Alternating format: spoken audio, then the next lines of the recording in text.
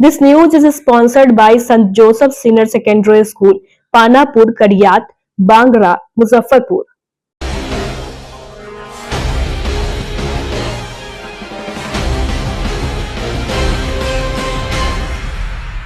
नमस्कार, मैं श्रुति और आप देख रहे हैं डन न्यूज। खबरों को आगे बढ़ाने से पहले आइए एक नजर डालते हैं उन खबरों पर जो बनी है आज की सुर्खियां।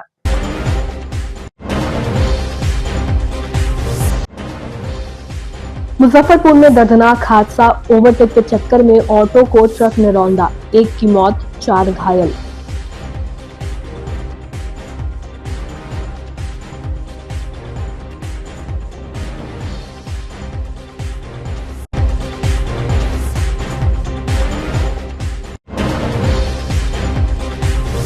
मुजफ्फरपुर रेलवे स्टेशन पर बड़ा हादसा, सर में पत्थर लगने से ट्रैक कर्मी की हुई मौत। 23 अप्रैल को होने वाली थी शादी, परिवार में मचा कोहराम।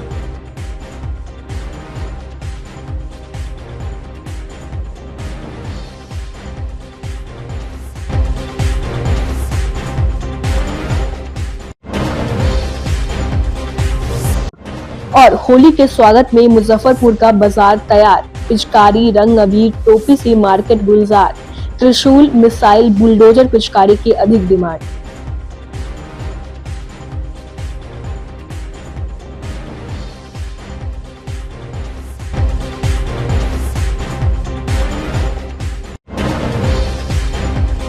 तो ये थी आज की सुर्खियां, अब खबरें विस्तार से। मुजफ्फरपुर में लगातार रफ्तार का कहर देखने को मिल रहा है। इसके बावजूद लोग ओवरटेक से बाज नहीं आ रहे हैं।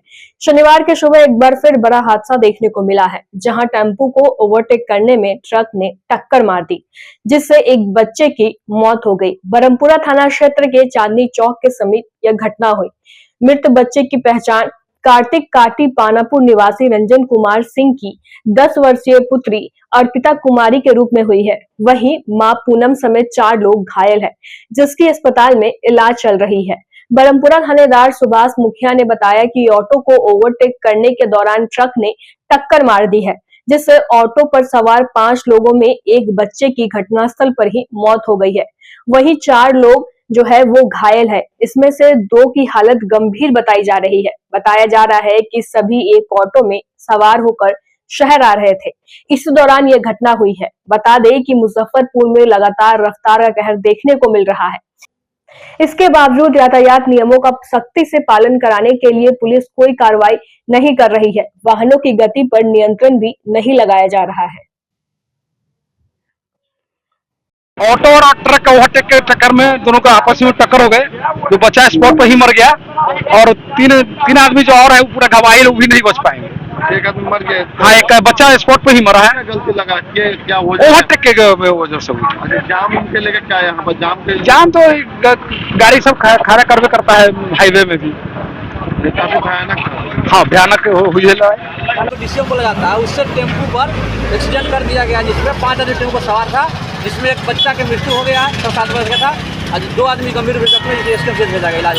पहचान अभी नहीं हुआ, नाम पर सत्यापन के तत्काल में उसको यहाँ के इलाज के लिए भेजा दिया गया। सर, हाईवे पर अतिक्रमण बहुत बड़ा वजह आया है। सर, अतिक्रमण को समय समय बढ़ाया जाता है, एनएचआई के द्वारा हम लोग भी लिख के देते हैं, फिर अतिक्रमण जो भी होगा फिर हटाया जाएगा। मुजफ्फरपुर रेलवे स्टेशन पर शनिवार को बड़ा हादसा हो गया। रेलवे ट्रैक का पत्थर लगने से एक ट्रैक कर्मी की दर्दनाक मौत हो गई। घटना प्लेटफॉर्म संख्या 2 की है। घटना के बाद रेल कर्मियों में अफरा तफरी मच गई। रेल प्रशासन ने घटना की सूचना परिजन को दिया, जिसके बाद शव को पोस्टमार्टम के लिए मेडिकल भेज दिया गया। रेलवे प्रशासन घटना की जाँच कर रही है। मृतक ट्रैकमैन की पहचान मुजफ्फरपुर के तुर्की थाना क्षेत्र के छाजन दुबियाही गांव के 28 वर्षीय मनीष कुमार के रूप में हुई है। मृतक पिछले 3 साल से ट्रैकमैन का काम कर रहा था। अप्रैल महीने की 23 तारीख को वैशाली जिले के युवती के साथ उसकी शादी होने वाली थी। इकलौते बेटे की मौत के बाद परिजनों में मातम पसरा हुआ है। बताया गया है कि मुजफ्फरपुर जंक्शन के प्लेटफॉर्म संख्या 2 पर रेल ट्रैक की मरम्मत का कार्य चल रहा था। कार्य के दौरान ट्रैक से एक पत्थर उड़कर उसके सिर और दाया आंख में लगा। घटना में उसके आंख पर गंभीर रूप से चोट आई। मौके पर मौजूद कर्मियों ने आनन फानन में उसे इलाज के लिए भर्ती कराया, जहां उसकी इलाज के दौरान मौत हो गई। फिलहाल रेलवे के अधिकारी मामले की जांच कर रही है। मेरे जो कर्मचारी साथी है ना, उनको चोट लग गया, उनको हॉस्पिटल लेके गया है। और उसके बाद फिर फ़ोन गया जो मनीष अब इस दुनिया में नहीं रहा। तो हम लोग वहाँ काम कर रहे थे, वहाँ से फिर भागा। कहाँ पे काम कर रहे थे? हम नारायणपुर में थे। ये कहाँ मनीष जी कहाँ काम कर? मनीष जी मुजफ्फरपुर स्टेशन पर कर रहे हैं जी। कैसे हुआ घटना? वो हम सर नहीं बता सकते, हम यहाँ नहीं न थे, हम वहाँ थे। अच्छा, आप लोगों को जानकारी मिला है? तो कहाँ जानकारी क्या मिला था? मनीष जी छाजन दुबिया ही। यहाँ पे क्या कौन काम? यहाँ रेलवे में ट्रैकमैन थे। अच्छा, स्टेशन पर ही आज वो ड्यूटी ड्यूटी के दौरान घटना। कितने बजे की घटना होगी लगभग वही 11:30। सूचना कैसे मिला आप लोग को? सूचना हम लोग को फ़ोन जाता है, ग्रुप में मैसेज जाता है। क्या बताया गया उसमें? उसमें ग्रुप में मैसेज गया जो मनीष का चोट लग गया। कैसे चोट लगी बताया? क्या हो गया? बड़ी दुख की बात है। पता हुआ था भेंट करने के लिए है। क्या पता चला आप लोग को? पता हुआ कि बोल वैसे काम करने के पीरियड में बोलू लाइन के बगल में डेट का गया, बोलू रोड़ा उड़ के लगा है, बोलू कहाँ? सन में? हाँ, दिमाग में लग गया? यहाँ आँख पर लगा है। अच्छा, हाँ, खत्म हुई स्पॉटे पर? स्पॉटेड डेट हो गया। कौन थे आप लोग? वो पोता है। मोटा कितना कब से काम करते हैं? लमसम 3 साल के बड़ी में है। 3 साल से काम कर रहे हैं? जॉब 3 साल से है। कौन सी का काम करता था यहाँ पे? 4 ग्रेड में थे। अब क्या काम करते हैं? हाँ, लाइन कर्मचारी। हाँ, लाइन कर्मचारी में। शादीशुदा थे या कुमार? नहीं, कुमार थे तो शादी होने वाला था। कब का शादी? अप्रैल में था, 23 अप्रैल का। 23 अप्रैल को शादी तय हो गया था जी। कहाँ तय हुआ था शादी? गोल से पूर्व साइड में है, सतपुरा चैनपुरा में था। गोल के चनपुरा में। हाँ। कितना भाई बहन है? 3 भाई बहन है। हाँ, ये सबसे बड़ा थे कि छोटे? नहीं, छोट है, सबसे छोटा। क्या हुआ है सर? कार्य करने के दौरान कर्मचारी घायल हुए और उसके बाद फिर हॉस्पिटल ले जाया गया, जहां वो मृत, डॉक्टर ने बताया कि वो मृत हो गए। घटना का कारण क्या कुछ पता चला? कारण हुआ कि कार्य करने के दौरान कुछ लोगों का कहना था वहाँ जो थे वो कि पत्थर उड़ के उनके आँखें पड़ा है। कुछ लोगों का कहना है कि नहीं, पेंडुलम से लगा है, पता नहीं, लेकिन आँख उनका बाहर आ गया था। और ट्रीटमेंट तो डॉक्टर साहब को फिर हम तुरंत मैसेज किए, डॉक्टर साहब तुरंत एम्बुलेंस भेजे। तब तक हम लोग जैसे ही बॉडी लेके बाहर आए तो एक ऑटो दिखा, ऑटो से ही लेके हम लोग प्रशांत चले गए।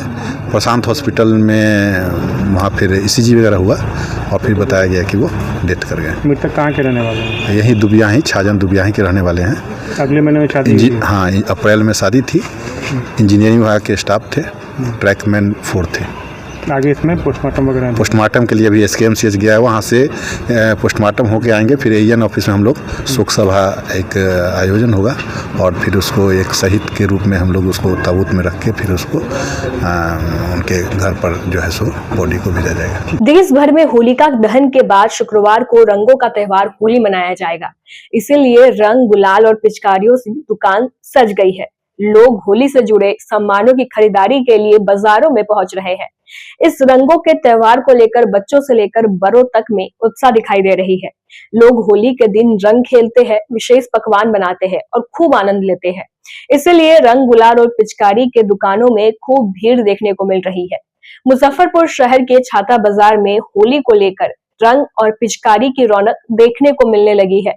शहर की लगभग सभी थोक दुकानों में रंग, गुलाल और पिचकारियों की बिक्री शुरू हो गई है।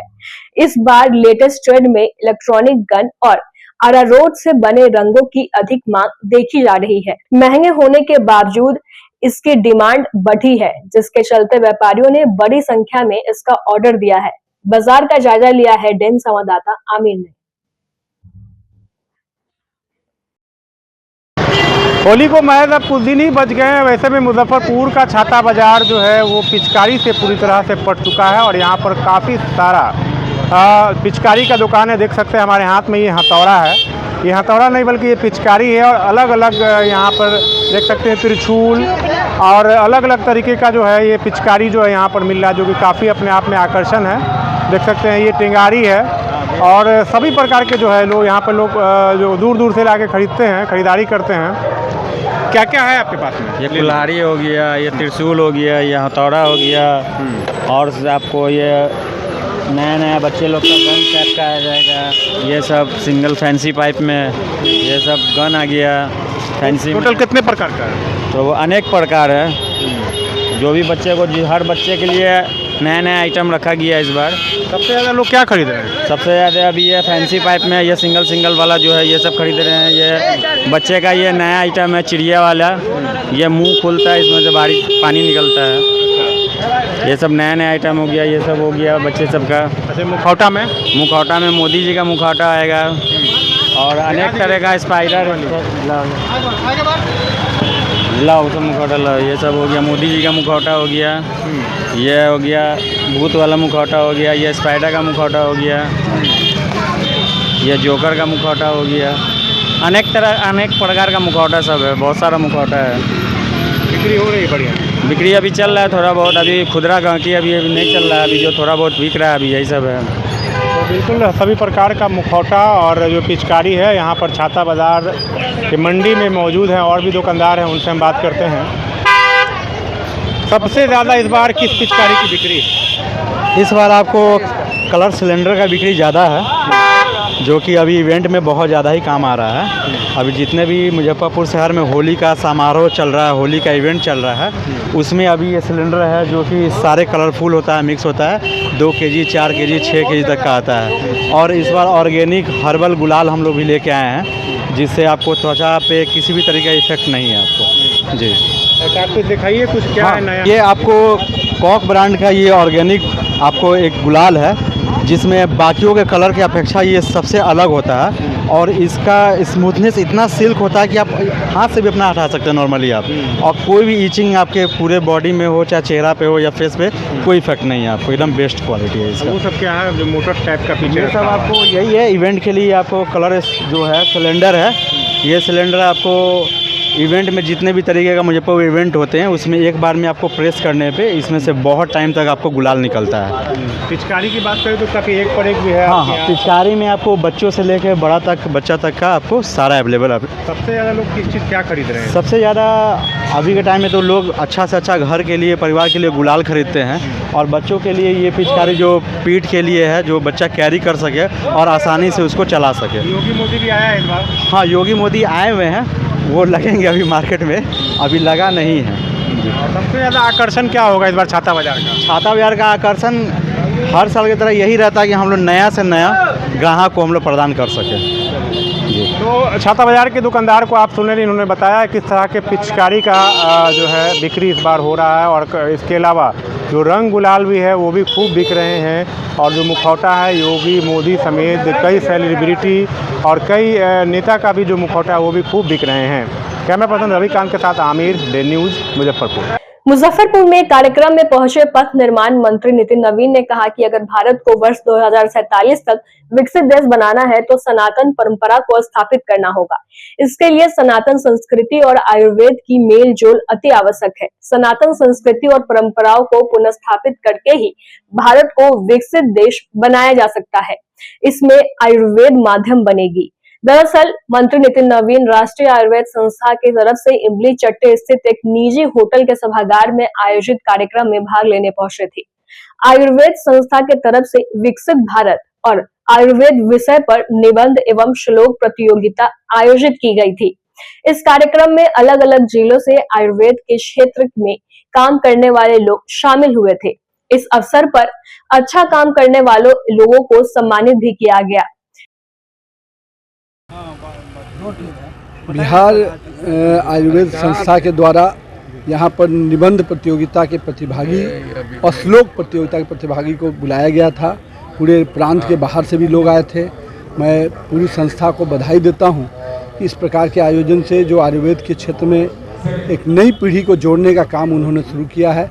और नई पीढ़ी जो इस विधा से जुड़ रही है, जो उसकी शिक्षा ग्रहण कर रही है, निश्चित रूप से 2047 के विकसित भारत बनाने का सपना अगर साकार करना है तो निश्चित रूप से सनातन परंपराओं को और संस्कृति को पुनर्स्थापित करना पड़ेगा। और उसमें आयुर्वेद एक बहुत बड़ा माध्यम बनेगा। चुनौती मिल रही है, ऐसे देखिए ये सरकार की ओर से किस तरह की? कोई किसी को चुनौती नहीं देता। हर आदमी का अपना स्थान है। कोई किसी के आने से किसी का स्थान खत्म नहीं होता है। मेरा ये मानना है कि ये विधा भारत की परंपरा को से जुड़ा हुआ है। तो निश्चित रूप से ये परंपरा बनी रहनी चाहिए और इसको आगे बढ़ाना चाहिए।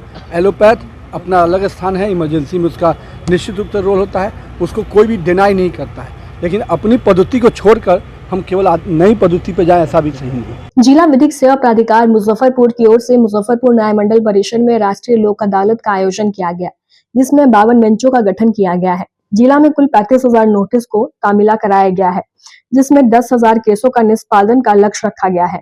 मुजफ्फरपुर न्याय मंडल के इतिहास में पहली बार महिला जज के रूप में पदस्थापित प्रधान जिला एवं सत्र न्यायाधीश श्वेता कुमारी सिंह और जिला विधिक सेवा प्राधिकार मुजफ्फरपुर के प्रभारी सचिव गोपाल प्रसाद गुप्ता के साथ विभिन्न न्यायालयों में का भ्रमण कर ज्यादा से ज्यादा केसों का निष्पादन को लेकर जजों को आवश्यक निर्देश दिए।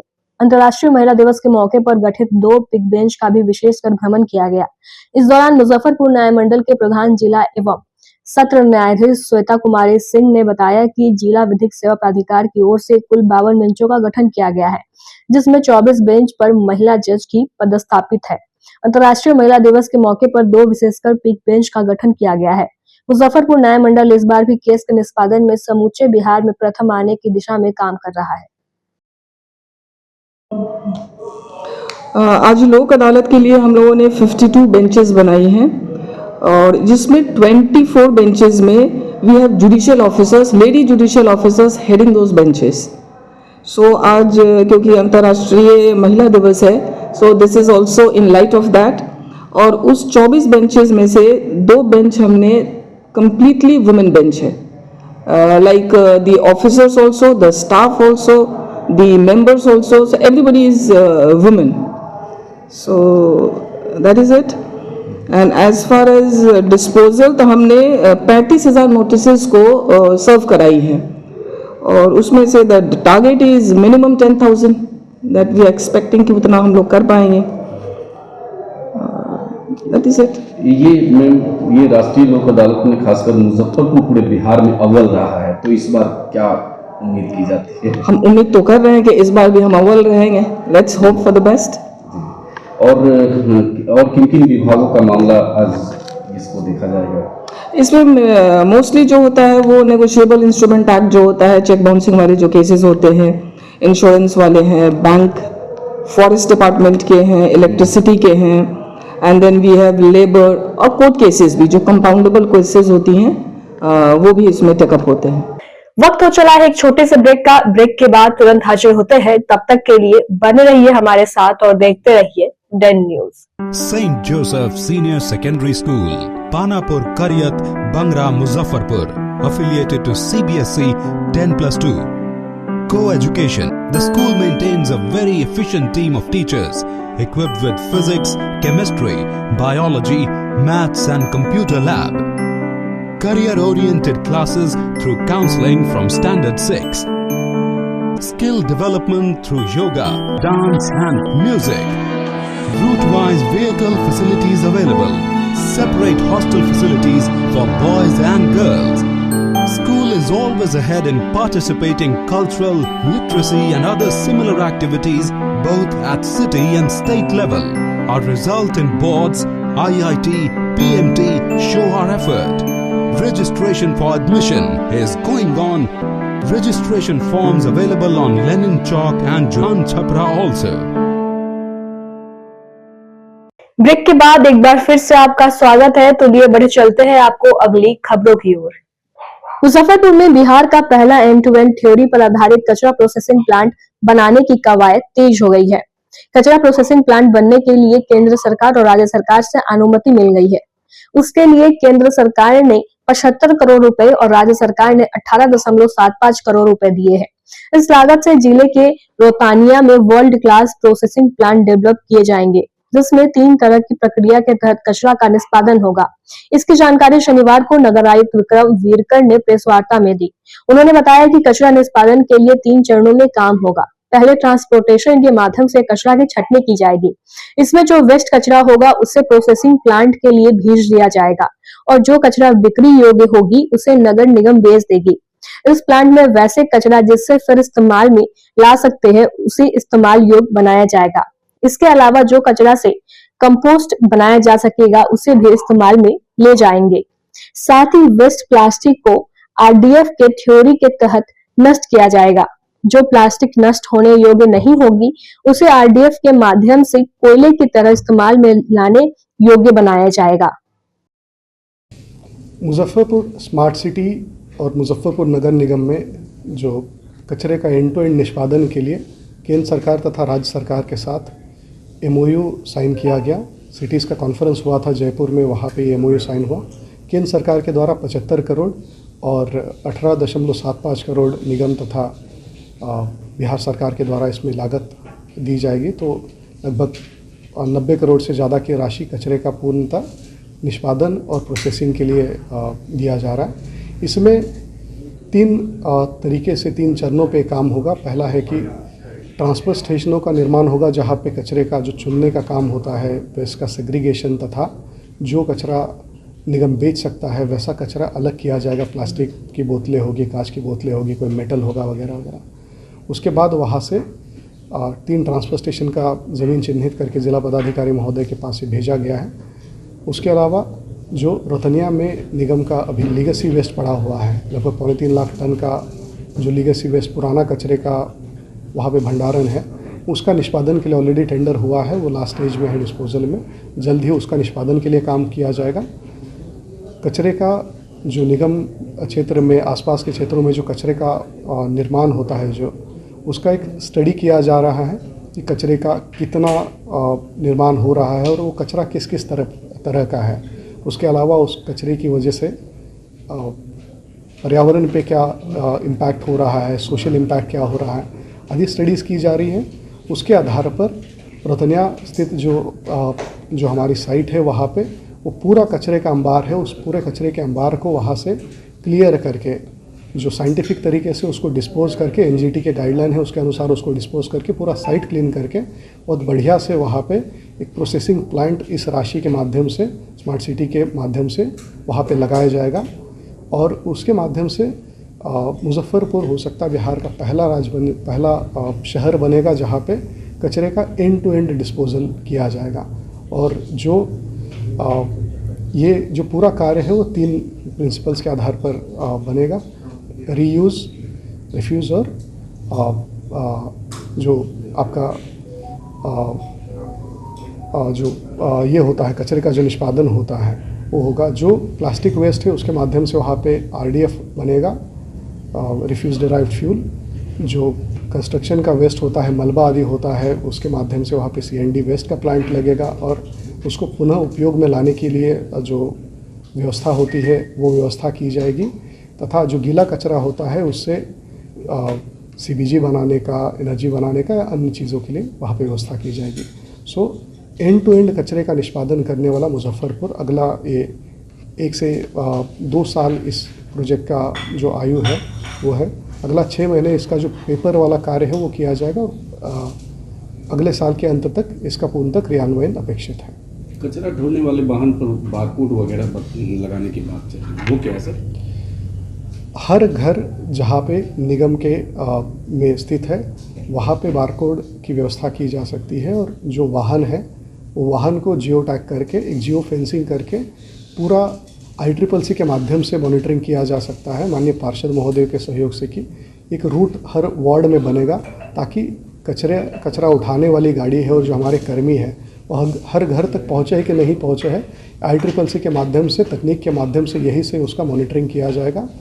और उसके साथ ही जो गाड़ियों की जो विजिट्स है उसको भी कम करने के लिए जो कॉम्पैक्शन वगैरह है वो भी ट्रांसफर स्टेशन में व्यवस्था की जाएगी। शनिवार को अंतर्राष्ट्रीय महिला दिवस पर मुजफ्फरपुर की 100 से अधिक महिला अधिकारियों और कर्मियों को सम्मानित किया गया।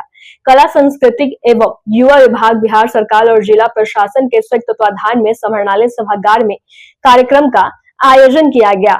यह आयोजन महिलाओं और बालिकाओं के अधिकार, सम्मान और सशक्तिकरण पर केंद्रित था। इस दौरान महिला कर्मियों को प्रशस्ति पत्र देकर सम्मानित किया गया। डीएम सुब्रत कुमार सेन और एसएसपी सुशील कुमार ने उन्हें प्रशस्ति पत्र देकर सम्मानित किया। इस दौरान डीएम सुब्रत कुमार सेन ने कहा कि एक कहावत है कि एक सफल आदमी के पीछे महिला होती है, लेकिन आज मैं कहता हूं कि हर सफल परिवार के पीछे महिला होती है। समाज में एक महिला जब पढ़ती है तो पूरा परिवार और समाज शिक्षित और समृद्ध होता है। उन्होंने कहा कि अपने कर्तव्य क्षेत्र और व्यक्तिगत जीवन में संतुलन बनाए। उन्होंने तमाम महिलाओं को अंतर्राष्ट्रीय महिला दिवस की शुभकामनाएं दी। आज जिला स्तर पे हम लोगों ने विभिन्न विभागों के सहयोग से महिला बाल विकास निगम, कला संस्कृति विभाग और जो जिला प्रशासन का एक समेकित कार्यक्रम है वो हम लोगों ने यहाँ आयोजित किया है। और मैं सभी महिलाओं को, चाहे वो सरकारी सेवा में हो, प्राइवेट जॉब में हो, या जो घर चला रही हैं, घर में जिनकी बहुत महत्वपूर्ण भूमिका रहती है अपने परिवार को संवारने में, परिवार को व्यवस्थित करने में, उनको मैं बहुत बहुत शुभकामना देता हूँ, बधाई देता हूँ। और इस कार्यक्रम को जो आज हम लोगों ने इस छोटे से कार्यक्रम का आयोजन किया, इसमें समाज के विभिन्न क्षेत्रों में जो महिलाएं अच्छा काम कर रही हैं उनको हम लोगों ने सम्मानित करने का प्रयास किया।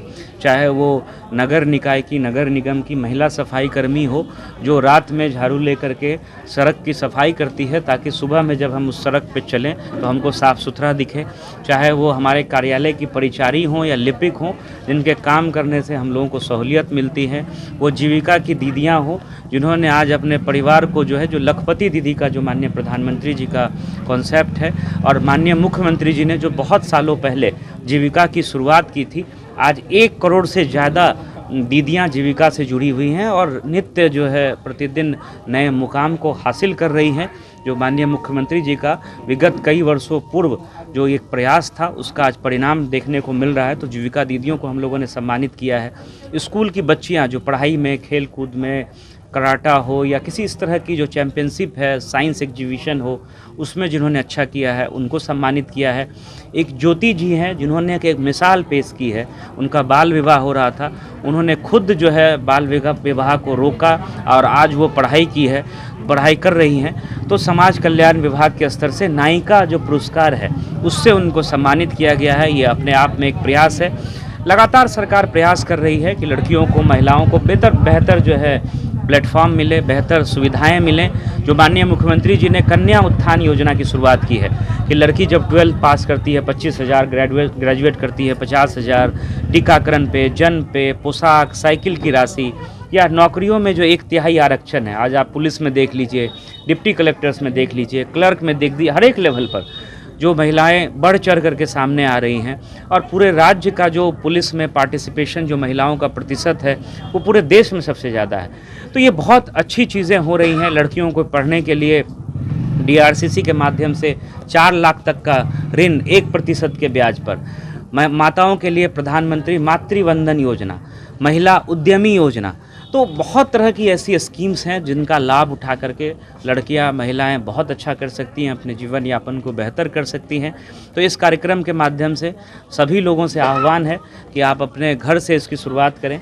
लड़कियों को, महिलाओं को बिल्कुल हम लोगों को, समाज को, सबको सपोर्ट करना है कि वो एकदम पैरेलली हम लोगों के साथ आकर के कंधे से कंधा मिला करके जो है समाज के उत्थान में काम करें। और काफ़ी इस क्षेत्र में बदलाव भी आया है।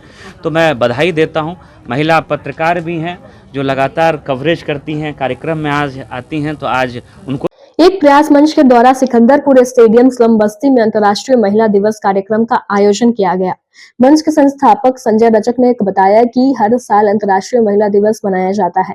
उद्देश्य महिलाओं का सम्मान करना, क्योंकि अब हर क्षेत्र में, चाहे वो शिक्षा हो या रोजगार, सब में महिलाएं आगे बढ़ रही है। ऐसे में महिलाओं को सम्मान बहुत जरूरी है।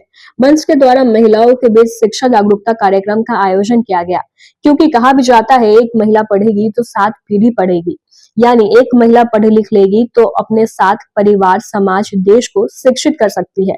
साथ ही राष्ट्रपिता महात्मा गांधी जी ने भी कहा था कि एक व्यक्ति को पढ़ाओगे तो एक ही व्यक्ति शिक्षित होगा, लेकिन एक स्त्री को पढ़ाओगे तो पूरा परिवार शिक्षित होगा।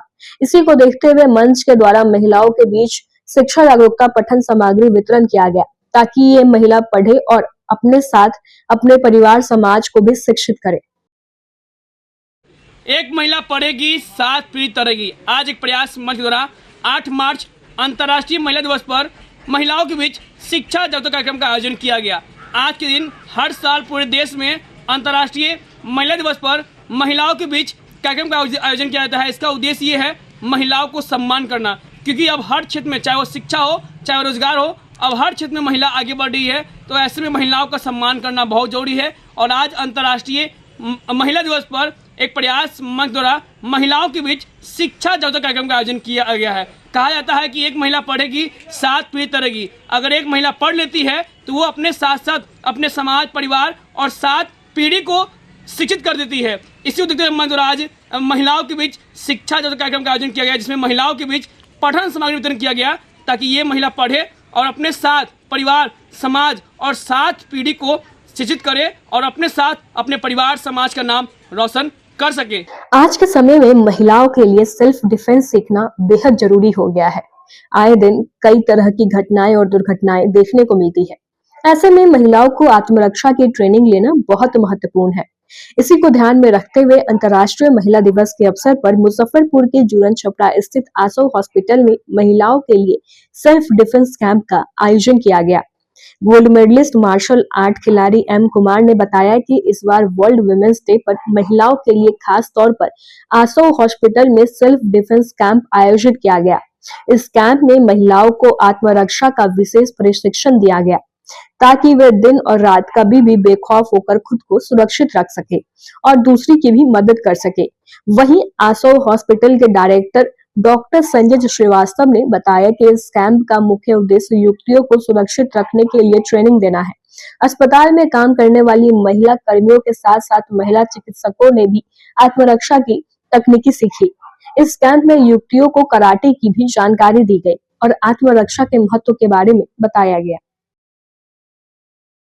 आज हम लोगों ने महिला दिवस के अवसर पर आत्मरक्षा की ट्रेनिंग ली अपने सारे टीचर्स से, जिन लोगों ने हमें छोटे छोटे टिप्स दिए कि कैसे हम लोगों के ऊपर कोई अटैक हो तो हम लोग उन लोगों से बच सकते हैं। हम लोगों की सारी शिफ्ट्स ऐसे चलती हैं, सबको रोटेशन बेसिस पे रहते हैं। कभी हमारी मॉर्निंग शिफ्ट होती है, कभी दोपहर में होती है और बहुत बार नाइट शिफ्ट होती है।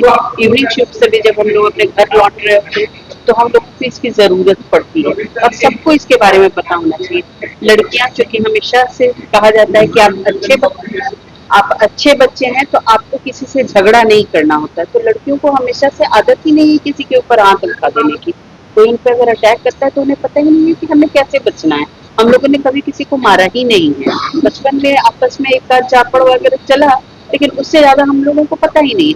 तो इस ट्रेनिंग की हम लोगों को बहुत सख्त जरूरत थी और जो इन लोगों ने हमें ट्रेनिंग दी है, हमारे टीचर्स ने, इससे हमें बहुत फायदा हुआ। हमारे भीतर एक एनर्जी लग रही है, हमको लग रहा है कि हम अगर हमारे ऊपर कुछ अटैक होता है तो हम लोग उसके जवाब देने के लायक है। अच्छा आपने सब इस्तेमाल किया, वो पीटने की ट्रेनिंग नहीं, वो बचाव ही है। और इसमें एक मार्शल आर्ट की बेसिक जो पहला क्लास होता है उसमें बताया जाता है कि आप किसी को पीटेंगे नहीं, आप आत्मरक्षा करेंगे और उसको सामने वाले को काबू कर सकते हैं जिससे कि वो आपको हार्म नहीं पहुंचा देगा। ये है। और जहाँ तक डॉक्टर होने के नाते हमारी समाज में बहुत सारी बीमारियाँ रहती हैं, तो ट्रीटमेंट तक सीमित आप रखेंगे तो फिर डॉक्टर तक कद आप छोटा करते हैं। हम लोगों का प्रयास ये रहता है और बहुत सारे मौके पे हम लोग कुछ भी समाज में कुछ देने की बात रहती है, हम लोग आगे बढ़ते हैं और अच्छे तरीके से पालन भी करते हैं। आत्मरक्षा की ट्रेनिंग खास करके आज महिलाओं के लिए हम लोगों ने रखी थी और इसमें हमारे साथ में इंटरनेशनल प्लेयर्स और इंटरनेशनल जूरी मेंबर भी हमारे साथ थे, जो कि मार्शल आर्ट में काफ़ी दिनों से अपना योगदान दे रहे हैं। और हम लोग के लिए गर्व की बात है जो हमारे इस प्रोग्राम में अपना समय में निकाल कर क्या है। और साथ साथ जो है उन्होंने हमारे यहाँ की जितने भी महिला कर्मचारी थे, जिस भी लेवल, हर लेवल के महिला कर्मचारियों को उन्होंने ट्रेनिंग दी, महिला और बच्चियों को जो कि यहाँ पे कार्यरत है। और इससे मुझे लगता है कि जो भी कामकाजी महिलाएं हैं उनके बीच में भी एक संदेश जाएगा। अगर वो आत्मरक्षा से अगर अपना उनका आत्मरक्षा की ट्रेनिंग अगर रहेगी या फिर उस तरह के उनके विचार हो जाएंगे तो उनका आत्मविश्वास स्वतः बढ़ जाता है और आत्मविश्वास होने से वो किसी भी कठिन परिस्थितियों का सामना कर सकती है, जो अक्सर हम लोग देखते हैं कि इस तरह से कुछ पड़ेगा। आज अंतर्राष्ट्रीय महिला दिवस है 8 मार्च। इसके उपलक्ष्य पे आसम हॉस्पिटल के प्रोप्राइटर डॉक्टर संजय श्रीवास्तव भैया ने कहा कि आकर के हमारे यहाँ के जो भी मेंबर्स हैं, डॉक्टर्स हैं, जो भी वर्किंग मेंबर्स, सबको सेल्फ डिफेंस से कुछ टेक्निक्स बताने की, सेल्फ डिफेंस के बारे में उनको सिखाइए। तो आज सुबह से हम लोगों ने सारे मेंबर्स को सेल्फ डिफेंस की टेक्निक और self defence confidence level high करने का कुछ एक्सरसाइज वगैरह बहुत सारा बातें उन्होंने बताया है और उन्होंने काफ़ी अच्छे से इनको लिया है और आगे ही भविष्य में इन लोगों ने बताया है कि मैं बहुत सीखना चाहती हूँ। कभी आज तक इन्होंने मार्शल आर्ट किया नहीं था, आज पहली बार इन्होंने मार्शल आर्ट किया और इन्हें बहुत अच्छा लगा और आगे भी बहुत उत्साहित है करने के लिए। और मुझे भी बहुत खुशी हुई कि तो ये सब डिफेंस का ज्ञान दे करके मार्शल आर्ट के बारे में बता करके। रविवार को पूर्व मंत्री रघुनाथ पांडे की 104वीं जयंती के अवसर पर कांग्रेस के द्वारा मुजफ्फरपुर के तिलक मैदान रोड स्थित पार्टी कार्यालय में जयंती समारोह का आयोजन किया गया, जिसमें उपस्थित कांग्रेस नेताओं ने उनके चित्र पर पुष्प चढ़ाकर भावभीनी श्रद्धांजलि अर्पित की। जिलाध्यक्ष अरविंद कुमार मुकुल ने कहा कि वर्तमान मुजफ्फरपुर के वास्तविक शिल्पकार बिहार सरकार के पूर्व मंत्री रघुनाथ पांडे थे। मौके पर जिला प्रवक्ता समीर कुमार, सकरा विधानसभा के पूर्व प्रत्याशी उमेश कुमार राम, उमाशंकर प्रसाद सिंह, डॉक्टर शंभू राम, विकास कुमार टुल्लू, नवल किशोर शर्मा सहित दर्जनों कांग्रेस नेता मौजूद रहे। पूर्व नगर विधायक, पूर्व मंत्री,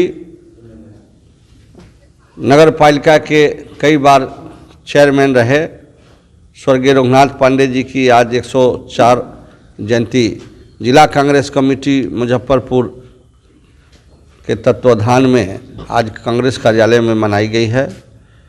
वह एक महान विभूति थे जिन्होंने दूरदृष्टि, पक्का इरादा, कांग्रेस पार्टी को मजबूती दी ही। वह जिला कांग्रेस कमेटी के अध्यक्ष भी थे, साथ साथ नगर वासियों को भी बहुत सारा और जिले वासियों को भी उनके द्वारा बहुत सारे शैक्षणिक संस्थान और नगर में विकास का उनके द्वारा किया गया। बराबर हम कहते हैं कि श्री कृष्ण मेडिकल कॉलेज जो आज उत्तर बिहार का एक बड़ा मेडिकल कॉलेज है, वह उन्हीं का देन है, जिससे आज गरीब गुरबा और मुजफ्फरपुर ही नहीं पूरे जिला ही नहीं नॉर्थ बिहार के लोग वहाँ पर आके स्वास्थ्य लाभ लेते हैं। तो पांडे जी जब तक रहे मुजफ्फरपुर में कभी भी कोई दंगा नहीं हुआ, कभी कोई सिख का जो हुआ था 84 में, उसमें भी मुजफ्फरपुर पूरे देश में पीसफुल रहा, मतलब कहीं भी कोई तरह की वारदात नहीं हुई, कोई बड़ा हताहत नहीं हुआ। तो यह रघुनाथ पांडे जी के देन थे।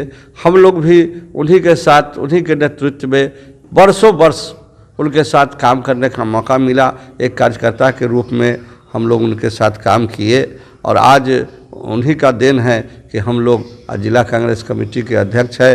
या मुजफ्फरपुर में 2000 में हम चुनाव विधानसभा का लड़े थे उनके अध्यक्षता में।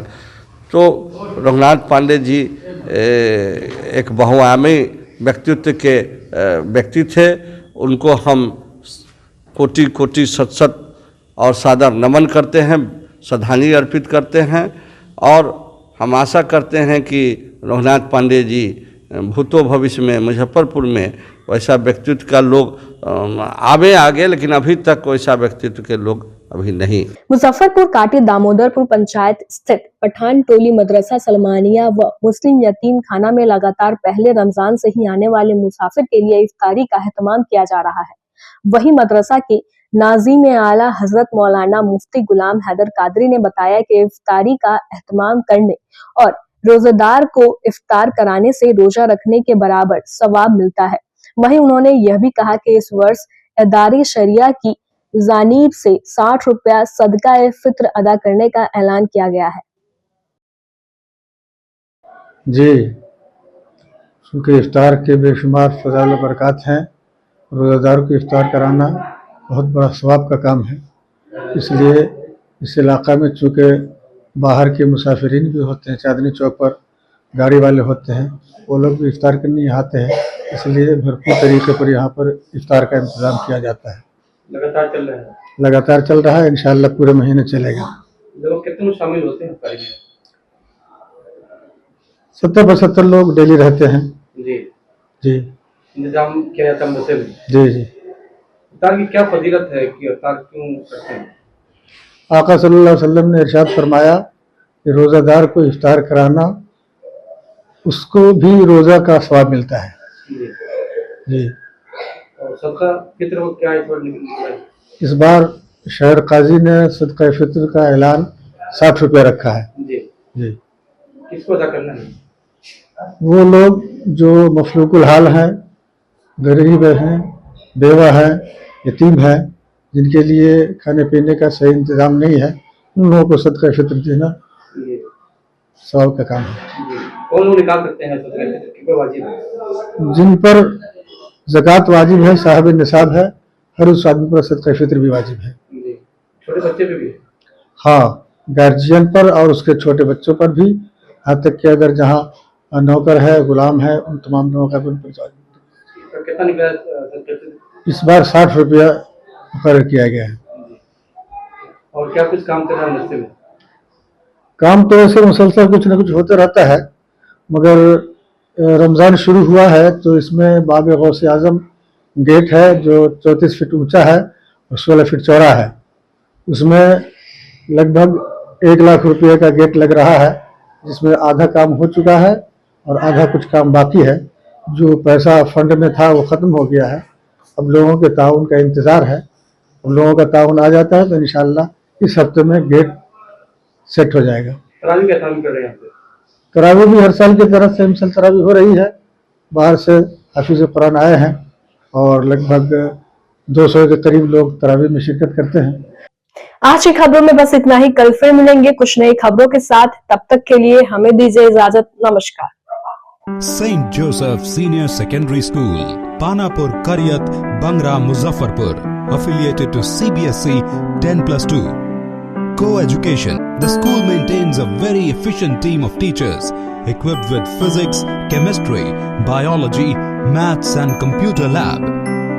Career-oriented classes through counseling from Standard 6. Skill development through yoga, dance and music. Route-wise vehicle facilities available. Separate hostel facilities for boys and girls. School is always ahead in participating cultural, literacy and other similar activities both at city and state level. Our result in boards, IIT, PMT show our effort. Registration for admission is going on. Registration forms available on Lenin Chalk and Jalan Chhapra also.